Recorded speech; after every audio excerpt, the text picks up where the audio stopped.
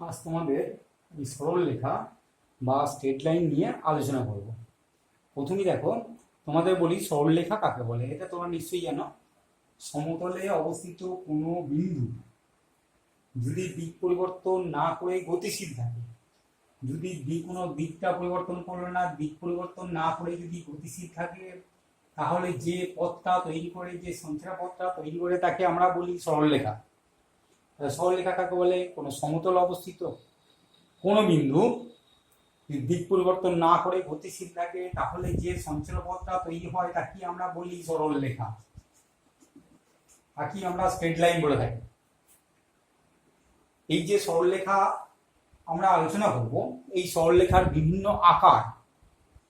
আকার আছে, সেই আকার নিয়ে আলোচনা করব। তোমাদের কাছে কিছু কিছু আকার তোমরা পরিচয় আছে, যদি বলি দেখবে তোমরা বুঝতে পারবে যে সরলরেখার আকার বলতে আমরা কি বুঝি। সেই আকার নিয়ে আলোচনা করব। তার আগে আমরা যেটা বলবো সেটা হচ্ছে কোনো সরলরেখার নতি বলতে আমরা কি বুঝি, নতিটা কি। তাহলে প্রথমে আমরা দেখি সরলরেখার নতি বলতে আমরা কি বুঝি। এখন সরলরেখার নতি বলতে আমরা কি বুঝি, তাহলে আমরা বলবো প্রথমে নতি। নতিটা কি? ইনক্লিনেশন।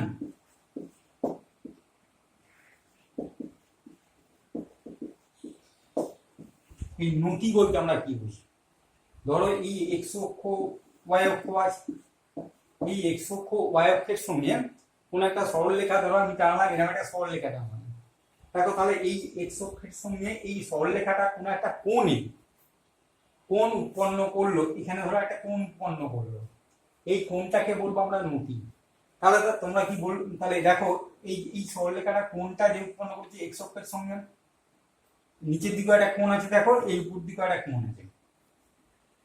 তাহলে সরলরেখাটা এক্স অক্ষের সঙ্গে কি কোণ উৎপন্ন করতে পারে? একটা হয় সূক্ষ্মকোণ অথবা স্থূলকোণ উৎপন্ন করতে পারে।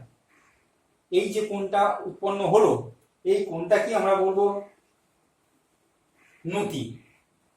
সরলরেখাটার নতি বা ইনক্লিনেশন। এই ধরো থিটা, এই থিটাটাই হচ্ছে নতি। এই যে থিটা কোণটা পেলাম, সেই থিটা কোণটাকে আমরা নতি বলবো। এই থিটা কোণটাকে আমরা সাধারণত মাপি কিভাবে? এক্স অক্ষের ধনাত্মক দিক থেকে মাপা হয়, এবং এটা সাধারণত অ্যান্টি ক্লকওয়াইজ মাপা হয়। অ্যান্টি ক্লকওয়াইজ ঘড়ির কাঁটার বিপরীত দিকে আমরা মাপি। তাহলে দেখো এই যে সরলরেখাটা, ধরো এই সরলরেখা এক্স অক্ষের ধনাত্মক দিকের সঙ্গে থিটা কোণ উৎপন্ন করেছে। তাহলে এই যেটা থিটা কোণটা হচ্ছে সূক্ষ্মকোণ, এবং এই দিকেও একটা কোণ আছে, সেই কোণটা কত? পাই মাইনাস থিটা। এই কোণটা হচ্ছে পাই মাইনাস থিটা। এই কোণটা হচ্ছে স্থূলকোণ উৎপন্ন করেছে। তাহলে আমরা ইন জেনারেল এক্স অক্ষের ধনাত্মক দিকের সঙ্গে যে কোণটা উৎপন্ন করবে সেইটাকে আমরা নতি বলবো। এইটাই আমরা নেব সাধারণত এক্স অক্ষের ধনাত্মক দিকের সঙ্গে যে সূক্ষ্মকোণ উৎপন্ন করে, এই সূক্ষ্মকোণের মাপটাকে আমরা কাজে লাগাবো বেশিরভাগ ক্ষেত্রে। এবার দেখো, এই যে কোণটা উৎপন্ন করলো, এর যে এখানে একটা কোণ উৎপন্ন করেছে বললাম, থিটা উৎপন্ন করেছে, এর যে ট্যানের মানটা পাবো, অর্থাৎ ট্যান থিটার যে মানটা পাবো, ট্যানের যে ভ্যালুটা আমরা পাবো, সেটাকে আমরা বলবো সরলরেখাটার প্রবণতা বা গ্রেডিয়েন্ট। প্রবণতা বা গ্রেডিয়েন্ট বলা হয়। অর্থাৎ যে নতিটা পাবো, সেই নতির যে ট্যান অ্যাঙ্গেল, ট্যানজেন্ট যেটা ভ্যালু যেটা, সেটাই হচ্ছে সরলরেখাটার প্রবণতা বা গ্রেডিয়েন্ট বলা হয়। এটাকে আমরা স্লোপ হিসাবে বলে থাকি। স্লোপ, গ্রেডিয়েন্ট, প্রবণতা, যে কোনো একটা শব্দ আমরা ব্যবহার করে থাকি।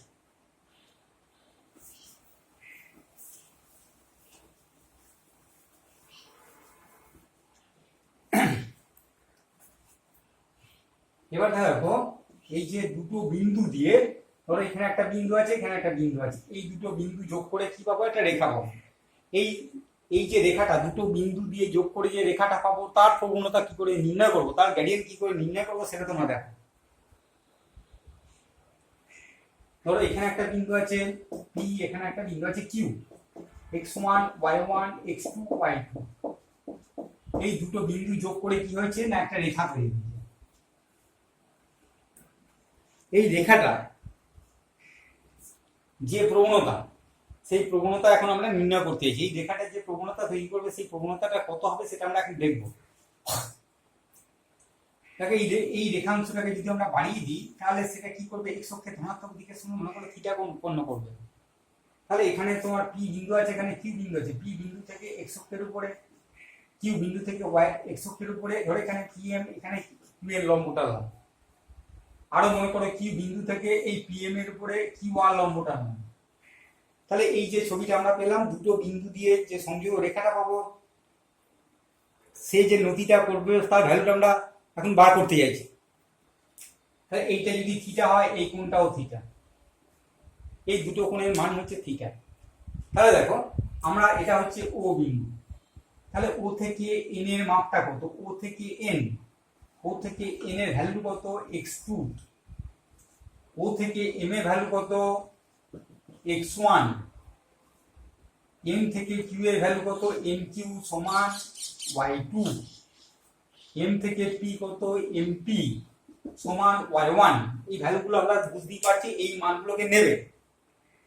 এবার আমরা যদি এইখানটা দেখি, অর্থাৎ কিউএন এর মানটা যদি আমরা দেখি, কিউএন এর মানটা কত হবে, কিউএন ও যা এটাও তাই, তাহলে কিউএন এর মাপটা হচ্ছে কত, কিউএন এর মাপটা হচ্ছে y2, কিউএন হচ্ছে y2, কিউএন যদি y2 হয় rn সমান কত, এইটাই সমান হচ্ছে দেখো rm, এইটা যদি y2 হয় এটাও y2, তাহলে pr এর মাপটা কত হবে, pr সমান গোটাটা pm মাইনাস rm সমান y2 মাইনাস y1, তাহলে pr এর মাপটা হচ্ছে y2 মাইনাস y1, pr এর মাপটা y2 মাইনাস y1, তাহলে এখান থেকে এইটা হচ্ছে y2 মাইনাস y1। একইভাবে দেখো আমরা যদি এই মাপটা দেখি, এই মাপটা কত হবে, ও থেকে এম পর্যন্ত হচ্ছে x1, আর এটা হচ্ছে ওএম হচ্ছে x2, তাহলে এন এম এই ভ্যালুটা কত, ওএম মাইনাস ওএন, ওএম হচ্ছে x1 মাইনাস x2, তাহলে এখান থেকে এটা পেলাম x1 মাইনাস x2, এখান থেকে যদি এটা x1 হয়, এইটা হচ্ছে y1 minus y2, pm, pm হচ্ছে y1, এটা হচ্ছে y2,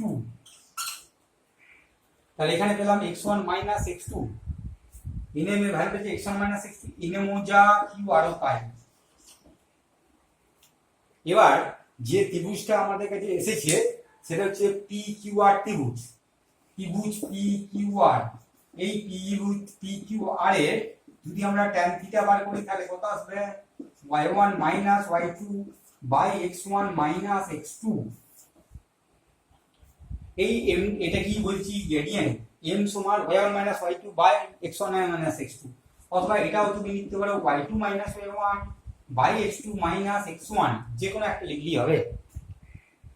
তাহলে দুটো বিন্দু দিয়ে যোগ করে যে রেখাটা পাবো তার প্রবণতা কি করে বার করবো, কোটির অন্তর বাই ভুজের অন্তর, কোটি এবং ভুজকে যোগ করে যে অন্তরের যে অনুপাতটা পাবো সেটা হচ্ছে তোমার tan থিটার মানটা, সেটা হচ্ছে গ্রেডিয়েন্টের মানটা, সেটা হচ্ছে স্লোপ, কার স্লোপ, দুটো বিন্দু দিয়ে যে রেখাটা উৎপন্ন হবে সেই রেখাটার প্রবণতা হচ্ছে y2 minus y1 by x2 minus x1। এবার দেখো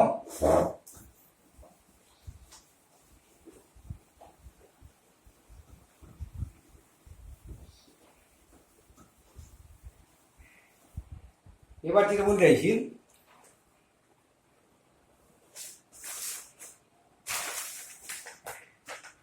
এই যে প্রবণতাটা আমরা পেলাম y2 minus y1 by x2 minus x1, এইটা পেয়েছি আমরা।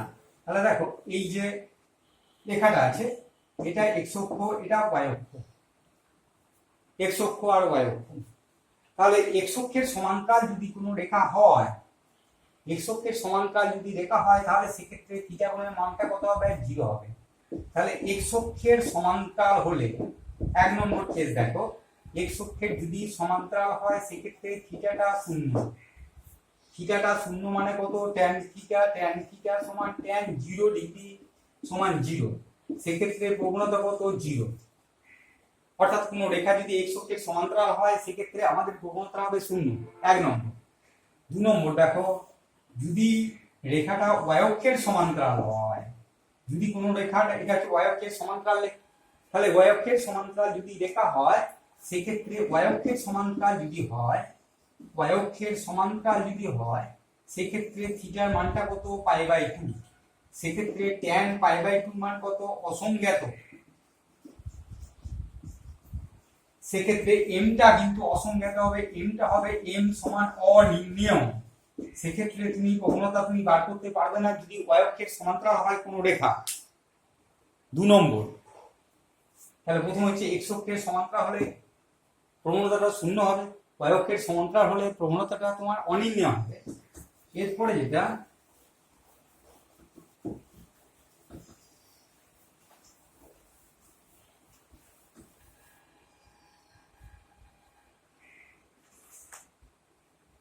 এরপরে দেখো, যদি তিনটে বিন্দু নিলাম পি কিউ আর, এই তিনটে বিন্দু যদি সমরেখা হয় সেক্ষেত্রে পি কিউ আর এই তিনটে বিন্দু যদি সমরেখা হয় তাহলে সমরেখার ক্ষেত্রে কি হবে না, সমরেখার ক্ষেত্রে এইটা দেখো, এই যদি সমরেখা হয় বিন্দু তিনটে সমরেখা হলে এই পি কিউ আর এই দুটোর প্রবণতা, পি কিউ যা প্রবণতা কিউ আর এর প্রবণতা, পি কিউ আর এর প্রবণতা দুটো সমান হবে। কারণ কি, যদি তিনটে বিন্দু সমরেখা হয় তাহলে এই যে দুটো রেখা তাহলে তারা অবশ্যই সমান্তরাল হবে, সেক্ষেত্রে প্রবণতা কি হবে, সমান হবে। প্রবণতা যদি সমান হয় তাহলে রেখা দুটো সমান্তরাল হবে, সমরেখা হলে প্রবণতা সমান হবে। ঠিক আছে, এবার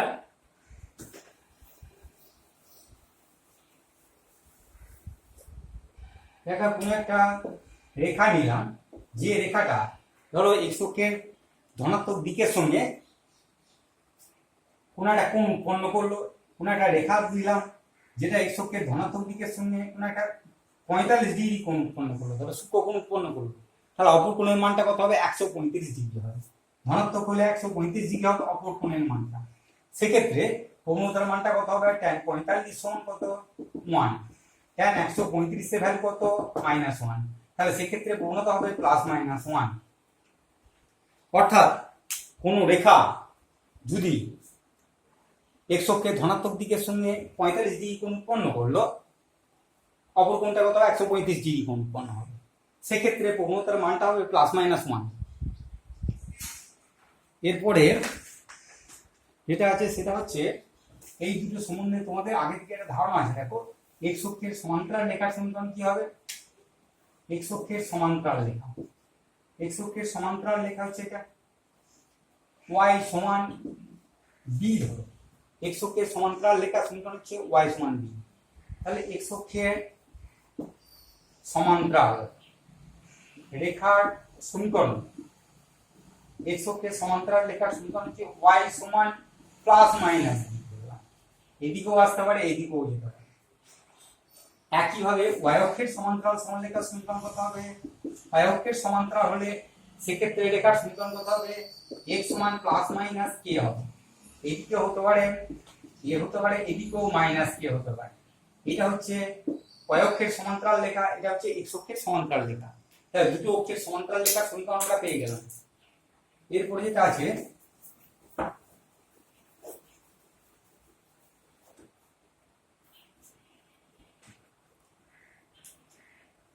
এরপর হচ্ছে প্রবণতা ছিদ্রাংশ আকার।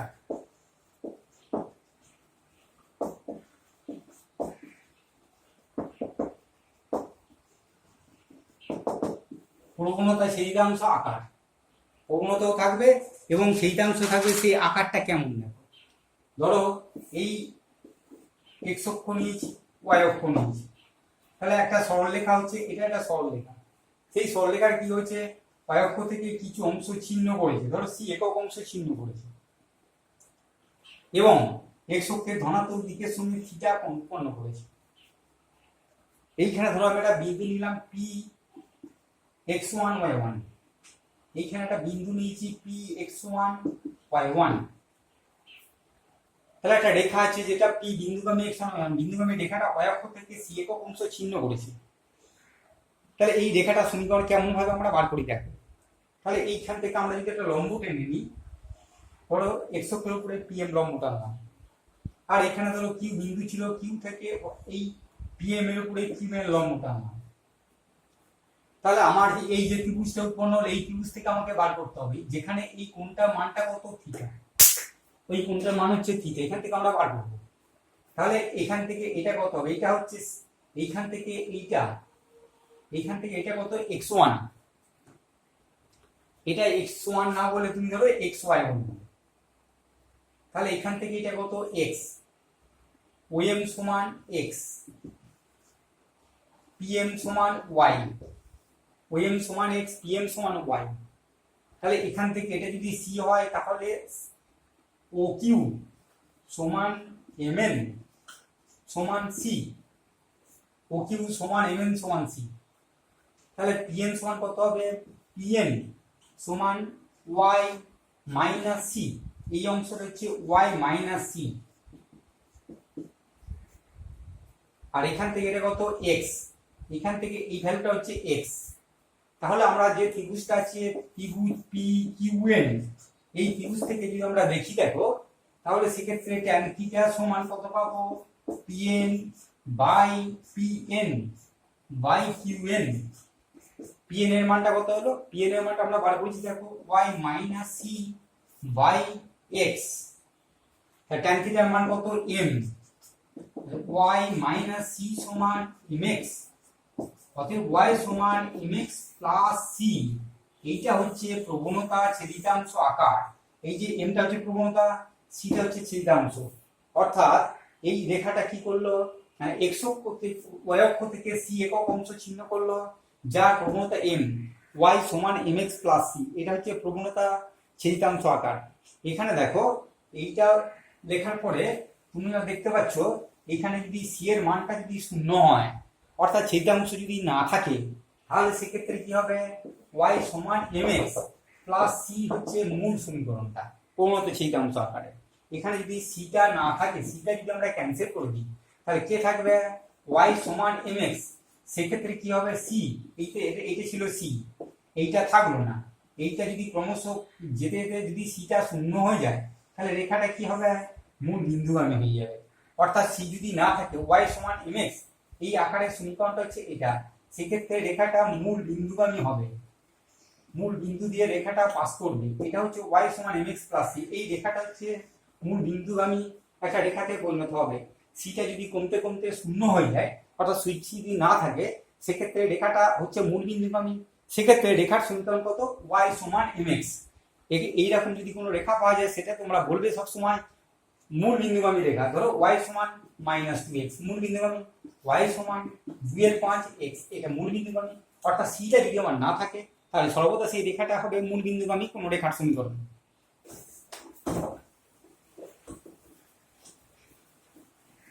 এবার যেটা আছে সেটা দেখো,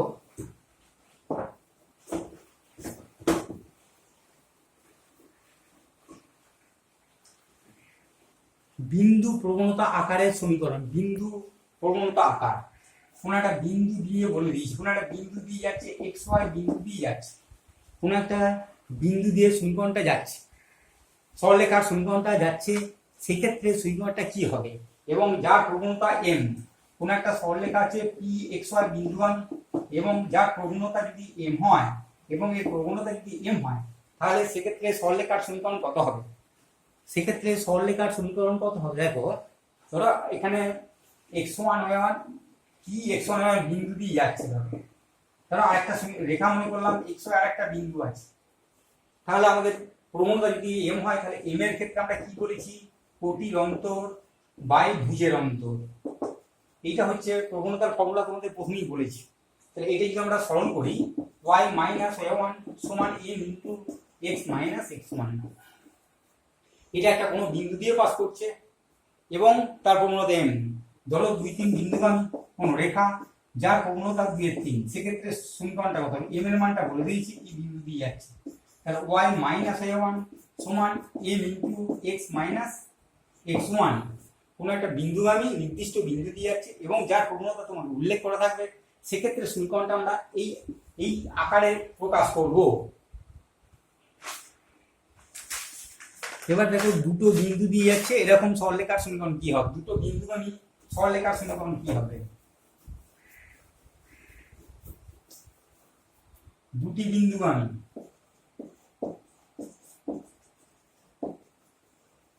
রেখার সমীকরণ। দুটি বিন্দুগামী রেখার সমীকরণ কি হবে? ধরো তোমাকে একটা বিন্দু বললাম P x1 y1 q x2 y2, এই দুটো বিন্দু দিয়ে যাচ্ছে। ধরো আর একটা, ধরো এখানে মনে করো আর একটা বিন্দু আছে xy, তাহলে দুটো বিন্দু দিয়ে যাচ্ছে, এটা একটা রেখার সমীকরণ কত হবে? সেই রেখার সমীকরণ আমাকে নির্ণয় করতে হবে। তাহলে এক্ষেত্রে দেখো আমরা পিকিউ রেখার প্রবণতা বার করতে পারবো। পিকিউ রেখার প্রবণতা কত হবে বার করতে পারবো, আবার কিউআর রেখার প্রবণতা কত হবে বার করতে পারবো। দুটো রেখার প্রবণতা আমরা বার করি। পিকিউ রেখার প্রবণতা কত হবে? পিকিউ রেখার প্রবণতা কত হবে? পিকিউ রেখার প্রবণতা কোটির অন্তর বাই ভুজের অন্তর। আবার যদি আমরা কিউআর রেখার প্রবণতা বার করতে চাই তাহলে কত হবে? কোটির অন্তর বাই ভুজের অন্তর, কোটির অন্তর বাই ভুজের অন্তর। পিকিউ রেখার কিউআর রেখার প্রবণতা। তাহলে এই যে দুটো রেখা, এই দুটো রেখা যেহেতু একটা, এই তিনটে বিন্দু একটা রেখার উপরে, তাহলে সমরেখা। সমরেখার ক্ষেত্রে আমি আগেই বলেছি প্রবণতা দুটো সমান হবে। তাহলে কত হবে? y minus y2 by x minus x2 সমান y2 minus y1 by x2 minus x1। এটাও বলতে পারো, অথবা এটাও বলা যাবে y minus y1 by x minus x1 সমান y2 minus y1 by x2 minus x1। যে কোনো একটা বলতে পারো তোমরা। এটা হচ্ছে দুটো বিন্দুগামী রেখার সমীকরণ হবে, y minus y1 by x minus x1, y2 minus y1 by x minus x1। যে কোনো একটা সমীকরণ তুমি প্রকাশ করতে পারো, দুটো বিন্দু দিয়ে যাচ্ছে, এটা একটা রেখার সমীকরণ। অর্থাৎ যদি আমরা উদাহরণ দিয়ে দেখি তাহলে সেক্ষেত্রে কি হবে দেখো। ধরো 3 5 5 মাইনাস 4 বিন্দুগামী রেখার সমীকরণ কত হবে? তাহলে কি লিখবো? y minus y1 by x minus x1 সমান কোটির অন্তর minus 4 minus 5 y2 minus y1 by x2 minus x1। এটাকে সরল করো, যেটা পাওয়া যাবে সেটা হচ্ছে রেখার সমীকরণ। তাহলে উপরে আসছে মাইনাস 9 বাই 2। এবার আমরা এটা করে দিই মাইনাস 9x প্লাস 27 সমান 2y মাইনাস 10 বা 9x plus 2y, 9x plus 2y সমান 27 প্লাস 10 সমান 37। এইটা হচ্ছে মূল রেখাটার সমীকরণ। যে রেখাটা কোথা থেকে পেলাম? এই দুটো বিন্দু দিয়ে পাস করছে একটা রেখার সমীকরণ আমরা পেলাম। আর রেখার সমীকরণ বলতে আমরা জানি যে একঘাত সমীকরণ, এক্স আর ওয়াই এর একঘাত যদি কোনো সমীকরণ আমরা তৈরি করতে পারি, সেই একঘাত সমীকরণটাই রেখার সমীকরণকে নির্দেশ করে। এটা আমরা পরে প্রমাণে আসছি যে যে কোনো একঘাত সমীকরণ সর্বদা একটা রেখাকে নির্দেশ করে। এর যে প্রমাণটা পরে আমরা আসবো। তাহলে এখন যেটা দেখলাম যে দুটো বিন্দুগামী যে কোনো রেখার সমীকরণ হচ্ছে এইভাবে আমরা প্রকাশ করতে পারি। এবার দেখো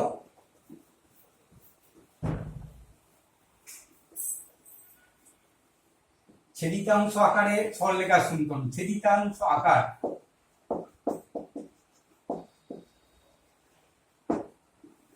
এটা কেমন না ইন্টারসেপ্ট ফর্ম।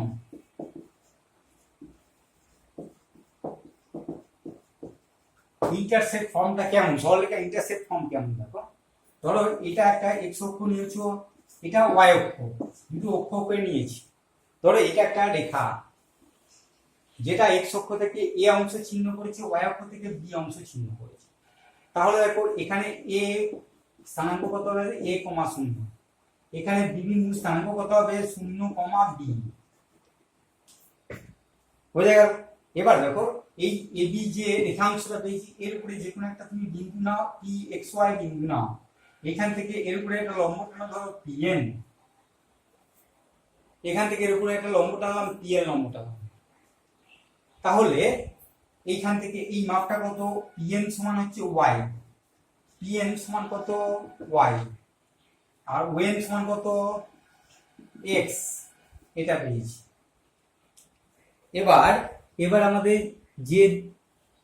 যেটা হয়েছে দেখো, আর এখান থেকে এটা এ আমরা জানি, এখান থেকে আমরা বি জানি। তাহলে এ পি বি, এই যে ত্রিভুজ উৎপন্ন হয়েছে, এ পি বিটা কার উপর আছে? একটা রেখার উপরে অবস্থিত। যে কোনো এ পি বি, এই তিনটে বিন্দু হচ্ছে সমরেখা। তাহলে ত্রিভুজ এ পি বি যদি সমরেখা হয় তাহলে এপি বি দিয়ে যে ত্রিভুজটা উৎপন্ন হবে সেই ত্রিভুজের ক্ষেত্রফল কত হবে? 0 হবে। তাহলে আমরা যদি ত্রিভুজ এপি বি এর ক্ষেত্রফল নির্ণয় করি, ত্রিভুজ এপি বি এর ক্ষেত্রফল যদি আমরা দেখি, সেক্ষেত্রে কত ক্ষেত্রফল হবে? দেখো, ত্রিভুজ এপি বি এর ক্ষেত্রফল যদি আমরা নির্ণয় করি, এখান থেকে এটা হচ্ছে এ, তাহলে ক্ষেত্রফলের ফর্মুলাটা কি ছিল? Half into x1। এটা যদি আমরা x1 মনে করি, x1, তাহলে এই যে পি এক্স ওয়াইটাকে আমরা x1 y1 দিয়ে প্রকাশ করলাম, এ শূন্যটাকে x2 y2 দ্বারা প্রকাশ করলাম, মানটা বসানো সুবিধা হবে। বি শূন্য বিটাকে x3 y3 দ্বারা প্রকাশ করলাম। তাহলে ফর্মুলাটা কেমন ছিল? ফর্মুলাটা ছিল 1 2 3 লিখে নিয়ে x1 y2 minus y3 plus x2 y3 minus y1 plus x3 y1 minus y2, এত স্কোয়ার ইউনিট ছিল ত্রিভুজের ক্ষেত্রফল, এত স্কোয়ার ইউনিট। এখানে আমরা যদি মানটা ঠিক বসাতে পারি, ঠিক করে দেখো, তাহলে আমরা এখানে মানটা বসিয়ে দিই। সেই মানটা বসিয়ে কত আসছে আমরা দেখি। তাহলে যদি আমরা মানটা বসাই, তাহলে হাফ ইন্টু x1 এর মানটা কত? x1 হচ্ছে তোমার x, y2 minus y3, y2 শূন্য মাইনাস b প্লাস x2 মানে কত? a, x2 y3 minus y1 b minus y plus x3 মানে কত? শূন্য into y1 minus y2 y minus 0, এইটা সমান 0। যেহেতু সমরেখা, তাহলে ক্ষেত্রফল হচ্ছে 0। এটা যদি আমরা সরল করি, তাহলে কত পাবো? Minus bx plus ab minus ay সমান 0। এরপরে লাইনটি দেখি, bx প্লাস ay সমান ab, bx প্লাস ay সমান ab। এবার দেখো কি আসছে, এবার ab দিয়ে যদি আমরা ভাগ করে দিই, x by a plus y by b সমান 1, ab দ্বারা ভাগ করে যদি ab দ্বারা প্রতিটা পদকে ভাগ করে দিই, তাহলে এটা আসছে x by a plus y by b সমান 1। এটা হচ্ছে ছেদিতাংশ ইন্টারসেপ্ট ফর্ম, ছেদিতাংশ আকার। কার না, যে কোনো সরলরেখার ছেদিতাংশ আকার, যেখানে এটা হচ্ছে x এর তলায় যেতে থাকবে x অক্ষের ছেদিতাংশ, y এর তলায় যেতে থাকবে y অক্ষ থেকে অতটা অংশ ছিন্ন করবে। তাহলে যে কোনো সরলরেখাকে দেখো আমরা ছেদিতাংশ আকারে প্রকাশ করতে পারি। তোমাকে ধরো দিয়েছি 2x প্লাস 3y সমান 12, এই ছেদিতাংশ আকারে প্রকাশ করতে দেওয়া হবে। তাহলে আমার উদ্দেশ্য হচ্ছে, দেখো ডান দিকে কত হচ্ছে 1, তাহলে সেই জন্য 12 দিয়ে প্রতিটা পদকে আমরা ভাগ করে দিই। 12 দিয়ে ভাগ করলে কি আসছে? 12 বাই 12। তাহলে ডান দিক থেকে দেখো চলে এসেছি